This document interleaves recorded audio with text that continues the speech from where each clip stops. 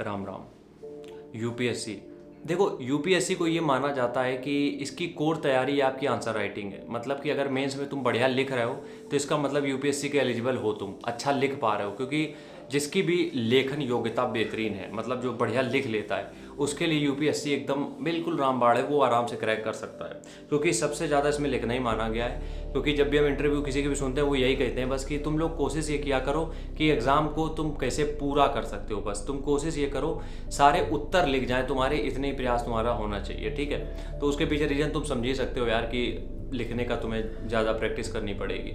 अब इसमें जो तुम्हारी लोकल लैंग्वेज, इसका बड़ा रोल प्ले होता है। देखो यूपीएससी तुम बहुत सारी लैंग्वेज में दे सकते हो, हिंदी इंग्लिश सारी चीज़ें होती हैं। जैसे तुम इंग्लिश लोग ज़्यादा प्रेफर करते हैं क्योंकि उससे रिजल्ट अच्छा बनता है। ठीक है, लेकिन अगर तुम एक हिंदी के स्टूडेंट हो और तुम आंसर राइटिंग लिखते हो तो तुम्हारी लोकल लैंग्वेज जो है वो बहुत काम आती है। कई बार क्या होता है कि हम लोग जिस एरिया में रह रहे होते हैं वो हमारे अंदर इतने ज़्यादा बस जाता है कि अगर हम कुछ लिख रहे हैं तो उसमें अपने एरिया की कुछ चीज़ें ऐड हो जाती हैं अपने आप, भले तुम चाहो चाहे ना चाहो।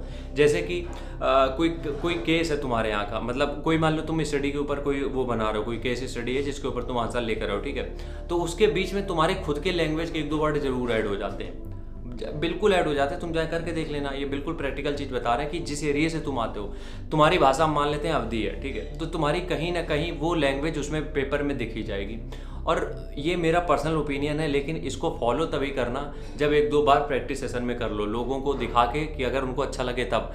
हमें ये लगता है कि एग्ज़ाम जब भी तुम मेंस लिखते हो उसके बीच बीच में अगर तुम अपनी लोकल लैंग्वेज, अब ये नहीं कि तुम्हारी भद्दर गांव की लैंग्वेज है एग्जामिनर समझ ही नहीं पा रहा है, ऐसी लैंग्वेज जो उसको समझ में आ जाए, तो बीच में एक दो कोटेशन, एक दो लाइनें या कुछ भी इस तरीके की जो उसको अट्रैक्ट करें एग्जामिनर को, वो लिख सकते हो। क्योंकि लैंग्वेज एक बहुत बड़ा रोल प्ले करती है किसी भी चीज़ को कनेक्ट करने के लिए। तो तुम्हारा जो लहजा है, क्योंकि जो जिस एरिया से तुम आए हो, जो भी चीज़ें तुम सोच रहे हो कहीं ना कहीं वो एग्जाम में दिखी जाएगी तुम्हारी। क्योंकि तुम अगर मान लो किसी बेहतरीन सिटी से आए हो जहाँ पे बहुत अच्छे लोग रहते हैं, बातचीत करने का तरीका बहुत बेहतरीन है, तो यकीन मानो वो तुम्हारे मेंस में दिख जाएगा। क्योंकि जब तुम सवाल का उत्तर लिख रहे होगे तो तुम्हारी कहीं ना कहीं वो सोच, जो तुम घर पे रहते थे, वो जो आसपास के सराउंडिंग में सोच चल रही थी, वो सोच कहीं ना कहीं मेंस में तुम्हारी दिखेगी।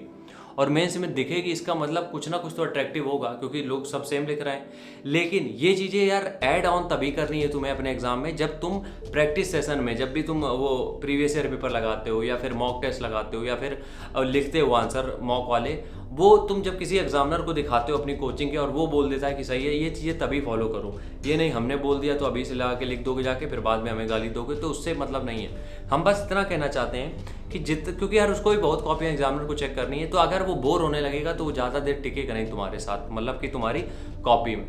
तो इस वजह से तुम चाहो ये करके देख लेना एक बार कि अपनी लोकल लैंग्वेज, अपना लोकल लहजा जो है वो आंसर में लिखो। इसका मतलब ये बिल्कुल भी नहीं है कि अपने गांव की बिल्कुल बेसिक लैंग्वेज तुम पूरी एग्जाम शीट में लिखाओ जाके मेंस में।